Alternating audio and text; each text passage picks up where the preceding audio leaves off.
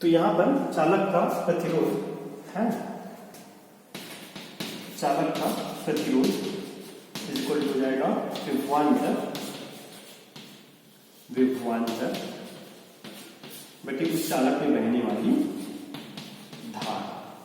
ठीक है, इसका मात्रक जो होता है यूनिट मात्रक ओम होता है, ओम होता है और इसका सिंबल है जी ओम। ठीक है, इसका सिंबल है ओम का। ठीक है, नेक्स्ट इसका हम देखते हैं डायमेंशनल फार्मूला। तो देखिए डायमेंशन का एक चैप्टर है आपका पूरा पूरा, है ना। तो यहां से हम देखेंगे डायमेंशन कैसे निकालते हैं।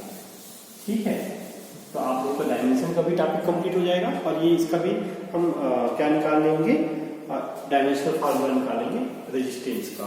तो रेजिस्टेंस का फार्मूला क्या होता है, resistance R is equal to, यहाँ पर आएगा विभवांतर V अपान I करेंट, ये होता है volt upon current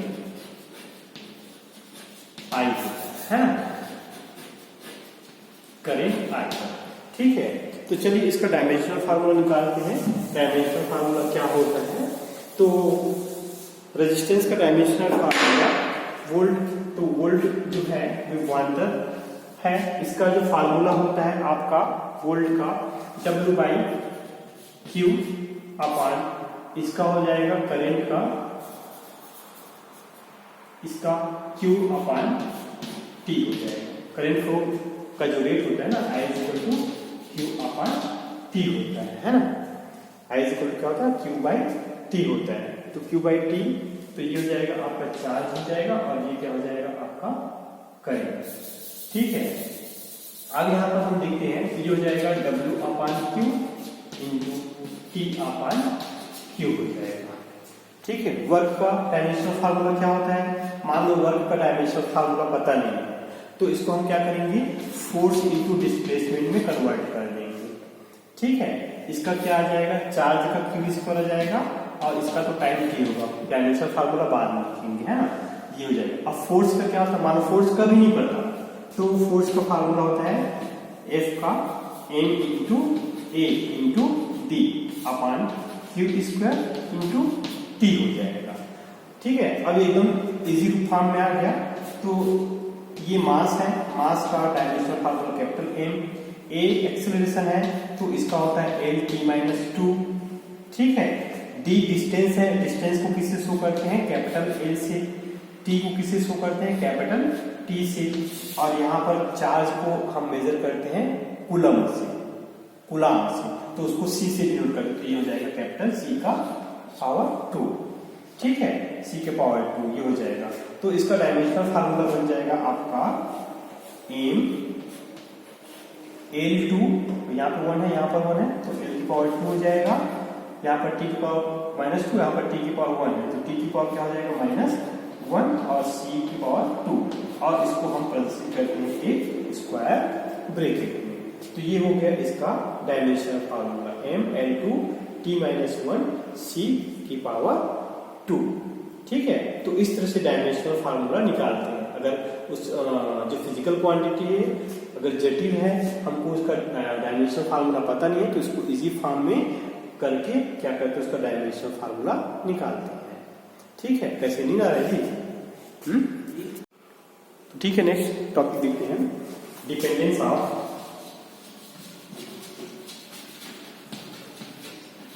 of resistance, प्रतिरोध की निर्भरता।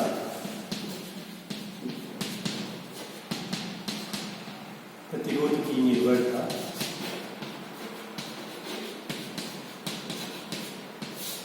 मतलब प्रतिरोध जो है किन किन कारक पर निर्भर करता है, ये हम देखते हैं। तो इसके लिए फार्मूला है आपका resistance R = 2M N E² into L/A, जहां पर M मास ऑफ इलेक्ट्रॉन का द्रव्यमान है 9.1 × 10⁻³ kg होता है, N नंबर ऑफ इलेक्ट्रॉन है, इलेक्ट्रॉनों की संख्या है मीटर में, और E जो है इलेक्ट्रॉन पर चार्ज है जिसका मान 1.6 × 10⁻⁴ 19 कूलम होता है और टाउ रिलैक्सेशन टाइम है। एल जो है ये चालक तार की लंबाई है और ए जो है चालक तार का क्षेत्रफल है।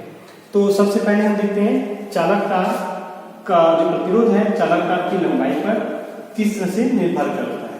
तो नंबर 1 ऑन लेंथ ऑफ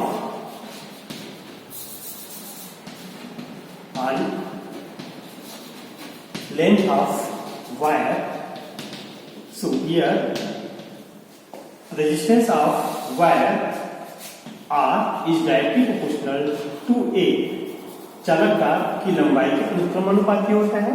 इसका मतलब ये हुआ कि लंबे तार का प्रतिरोध अधिक होता है और पतले तार का प्रतिरोध लंबे तार का प्रतिरोध अधिक होता है और छोटे तार का प्रतिरोध कम होता है। ठीक है, मतलब तार जितना लंबा उसका ज्यादा रहेगा उसका प्रतिरोध उतना ही अधिक होगा और तार जितना छोटा होगा उसका प्रतिरोध उतना ही कम होगा। दूसरा second on cross sectional area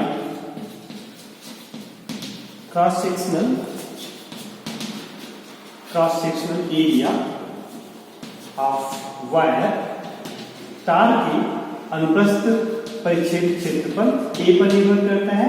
तो यहाँ फार्मूले से देखते हैं R proportional to 1/A, R proportional to 1/A।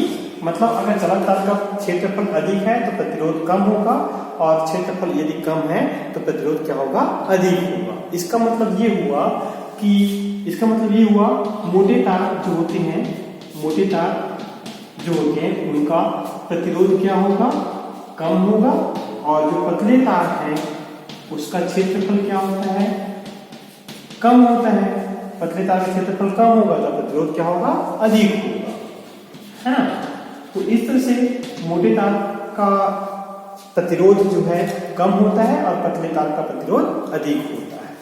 ठीक है, थर्ड देखते हैं हम on electron concentration. Electron concentration means number of electron. तो इस चालक तार का जो प्रतिरोध है ये उस चालक तार में उपस्थित इलेक्ट्रॉनों के सांद्रता पर निर्भर करता है। तो यहाँ पर अगर हम देखते हैं इस फार्मूले से, तो एन जो है इलेक्ट्रॉन कॉन्सेंट्रेशन है अर्थात चालक में इलेक्ट्रॉनों की संख्या है। तो R प्रोपोर्शनल टू 1/n और n का जो मान है अलग अलग चालक पदार्थों में क्या होता है, अलग अलग होता है। ठीक है, तो अलग अलग चालक पदार्थों में n का मान अलग अलग होता है तो R का मान भी अलग अलग होगा। तो इस प्रकार से अलग अलग चालक पदार्थों का प्रतिरोध भी अलग अलग होता है। नेक्स्ट है इसका ताप पर कैसे डिपेंड करता है, ऑन टेम्परेचर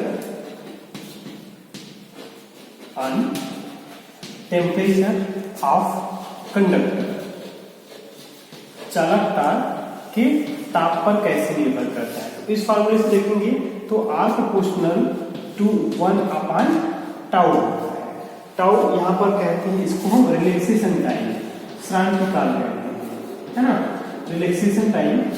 तो रिलैक्सेशन टाइम क्या होता है, जब किसी चालक में इलेक्ट्रॉन जो है स्वतंत्रतापूर्वक गति करता है तो आगे गति करते हुए दूसरे इलेक्ट्रॉन से टकराता है, उससे टकराने के बाद फिर तीसरे इलेक्ट्रॉन से टकराएगा। तो इस तरह से उसके दो क्रमिक टक्करों के बीच लगने वाला जो समय है उसे हम क्या कहते हैं, श्रांति काल कहते हैं, रिलैक्सेशन टाइम कहते हैं।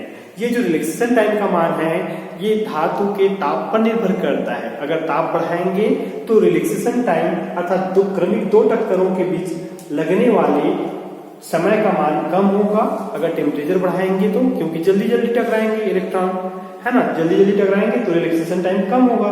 रिलैक्सेशन टाइम कम होगा तो यहाँ पर R का मान क्या होगा, अधिक होगा। इस तरह से ताप बढ़ाने से चालक तार का प्रतिरोध क्या होता है, बढ़ जाता है। चालक तार का प्रतिरोध क्या होता है, बढ़ जाता है। तो इस तरह से चालक तार की लंबाई पर निर्भर करता है चालक तार का प्रतिरोध। लंबाई अधिक होने पर प्रतिरोध अधिक होगा और अगर लंबाई कम है, तार छोटा है तो उसका प्रतिरोध कम होगा। दूसरा उसके क्षेत्रफल पर निर्भर करता है। अगर चालक तार का क्षेत्रफल अधिक है मतलब तार मोटा है तो उसका प्रतिरोध कम होगा, क्योंकि उसकी इनवर्सली प्रोपोर्शनल होता है, क्रमानुपाती होता है। और अगर तार पतला है तो उसका क्षेत्रफल कम होगा तो उसका प्रतिरोध क्या होगा, अधिक होगा।